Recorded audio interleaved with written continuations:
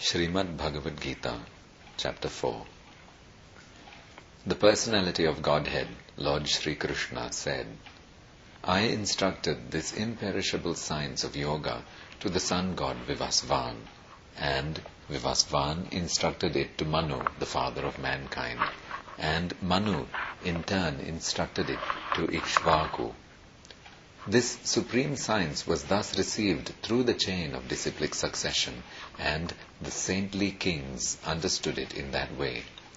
But, in course of time, the succession was broken, and therefore the science as it is appears to be lost. That very ancient science of the relationship with the Supreme is today told by me to you, because you are my devotee as well as my friend, and can therefore understand the transcendental mystery of this science. Arjuna said, the sun god Vivasvan is senior by birth to you. How am I to understand that in the beginning you instructed this science to him?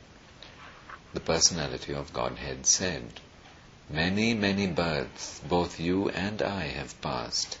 I can remember all of them, but you cannot, O subduer of the enemy. Although I am unborn and my transcendental body never deteriorates, and although I am the Lord of all living entities, I still appear in every millennium in my original transcendental form. Whenever and wherever there is a decline in religious practice, O descendant of Bharata, and a predominant rise of irreligion, at that time I descend myself. To deliver the pious and to annihilate the miscreants, as well as to re-establish the principles of religion, I myself appear millennium after millennium. One who knows the transcendental nature of my appearance and activities does not, upon leaving the body, take his birth again in this material world, but attains my eternal abode, O Arjuna.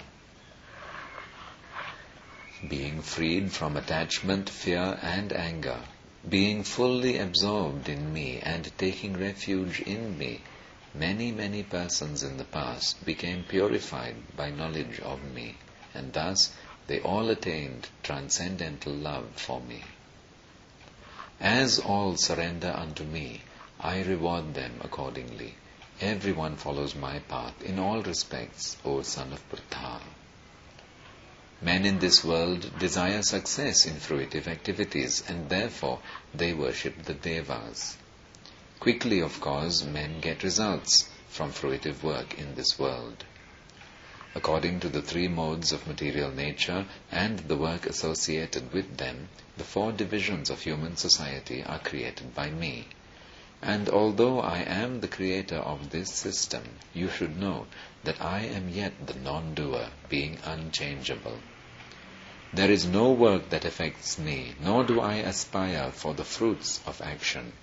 One who understands this truth about me also does not become entangled in the fruitive reactions of work.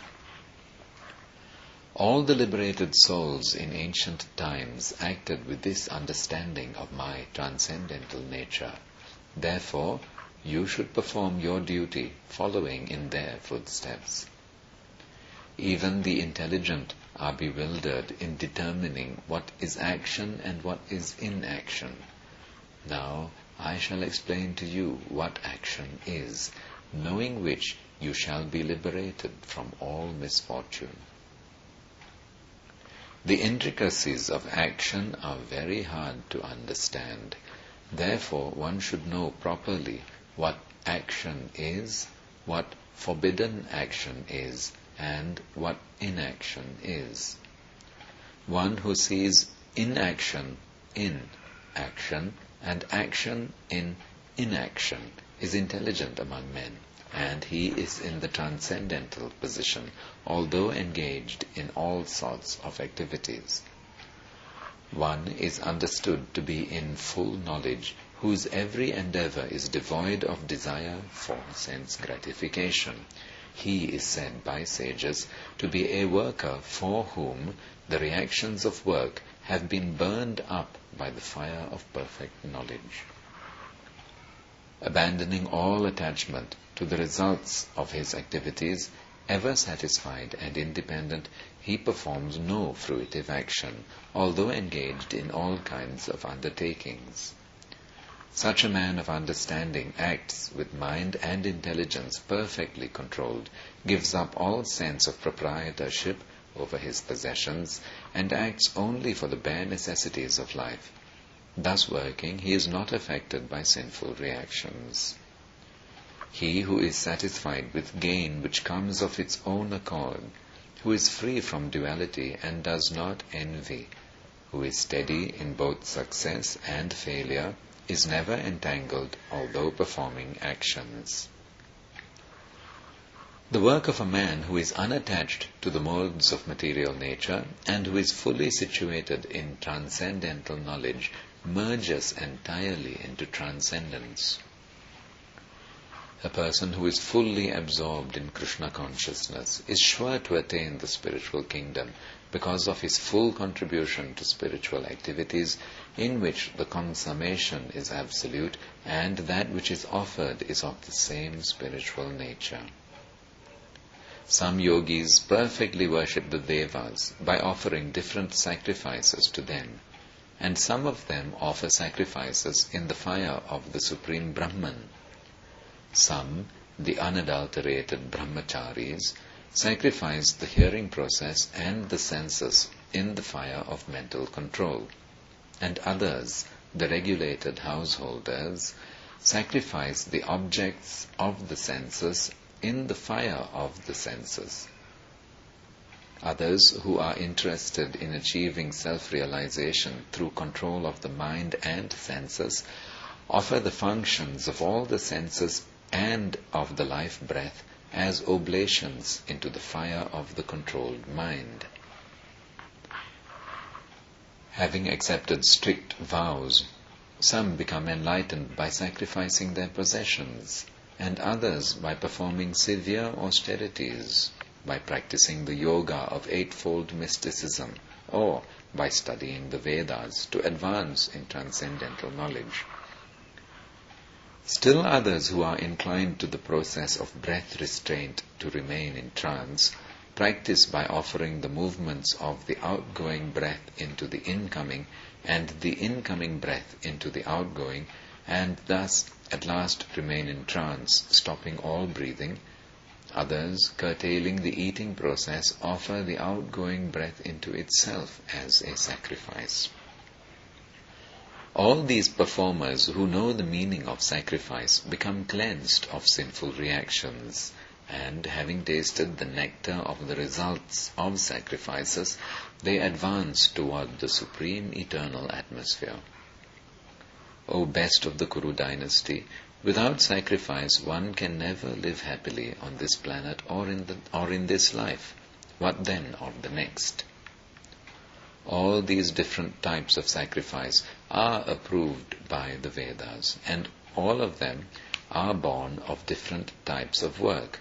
Knowing them as such, you will become liberated. O chastiser of the enemy, the sacrifice performed in knowledge is better than the mere sacrifice of material possessions. After all, O son of Pritha, all sacrifices of work culminate in transcendental knowledge. Just try to learn the truth by approaching a spiritual master. Inquire from him submissively and render service unto him. The self-realized souls can impart knowledge unto you because they have seen the truth. Having obtained real knowledge from a self-realized soul, you will never fall again into such illusion, for by this knowledge you will see that all living beings are but part of the Supreme, or in other words, that they are mine. Even if you are considered to be the most sinful of all sinners, when you are situated in the boat of transcendental knowledge, you will be able to cross over the ocean of miseries. As a blazing fire turns firewood to ashes, O Arjuna, so does the fire of knowledge burn to ashes all reactions to material activities. In this world there is nothing so sublime and pure as transcendental knowledge. Such knowledge is the mature fruit of all mysticism, and one who has become accomplished in the practice of devotional service enjoys this knowledge within himself in due course of time. A faithful man who is dedicated to transcendental knowledge and who subdues his senses is eligible to achieve such knowledge, and, having achieved it, he quickly attains the supreme spiritual peace. But ignorant and faithless persons who doubt the revealed scriptures do not attain God consciousness. They fall down. For the doubting soul there is happiness neither in this world nor in the next.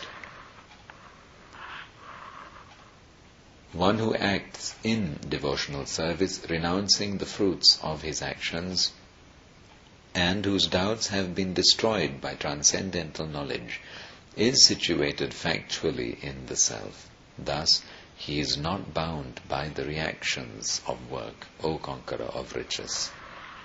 Therefore, the doubts which have arisen in your heart out of ignorance should be slashed by the weapon of knowledge. Armed with yoga, O Bharata, stand and fight. Thus ends Jnana Karma Sannyasa Yoga, the 4th chapter of the perfect Upanishad and beautiful Yoga Shastra, Srimad Bhagwat Geeta, which was spoken by Lord Sri Krishna himself to Arjuna, and which is found in the Bhishma Parva section of the great epic, the Mahabharata, which was composed by the great sage Vyasadeva in 100,000 verses. Jai Srimad Bhagavad Gita ki Jai.